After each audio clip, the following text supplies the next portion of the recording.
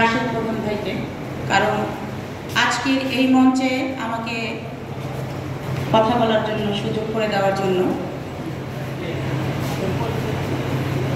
আজ শফিকুল আলম প্রধান সাহেবের ৮তম মৃত্যুবার্ষিকী, তার আত্মার মাগফিরাত কামনা করছি। আজকে গর্জন দিয়ে মঞ্চে কথা বলার দিন নয়, আজকে শফিকুল আলম প্রধান আমাদের প্রিয় নেতা, আমাদেরকে ভালো ভালো কাজ, ভালো কথা শিখানো, অনেক কিছু আমাদেরকে দিয়ে গেছে, বলে গেছে, শিখায় গেছে।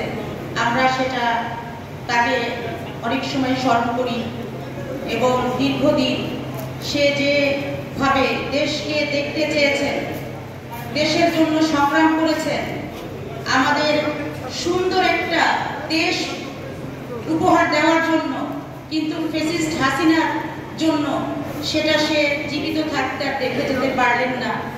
সে আমাদের মাঝ থেকে দীর্ঘ ৮ বছর আগে চলে গেছেন।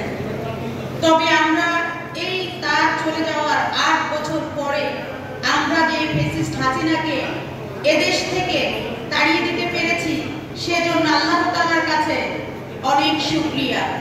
এবং দীর্ঘদিন শফিকুল আলম প্রধানের সুযোগ্য সন্তান রাশেদ প্রধানের সঙ্গে রাজনীতির মাঠে একই সাথে একই ব্যানারে রাজপথে হাঁটতে পেরে, দিল্লির বিরুদ্ধে আমরা গর্জন তুলতে পেরে নিজেকে অনেক ভাগ্যবতী নারী মনে করছি।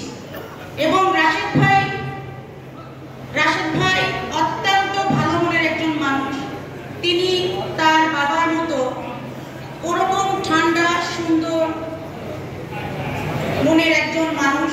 তবে মঞ্চে তাকে দেখলে বা রাজপথে দেখলে কিন্তু সেটা বোঝা যায় না যে তিনি অত্যন্ত সাদা এবং ঠান্ডা মনের মানুষ, কারণ তার ভিতরে একজন নেতার গর্জন আছে।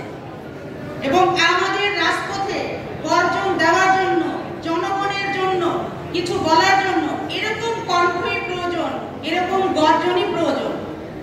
সেই জন্য রাশেদ ভাইকে অনেক অনেক ধন্যবাদ আজকে আমাকে এই মঞ্চে সুযোগ করে দেওয়ার জন্য। আমি আবারও তাকে ধন্যবাদ জানাচ্ছি।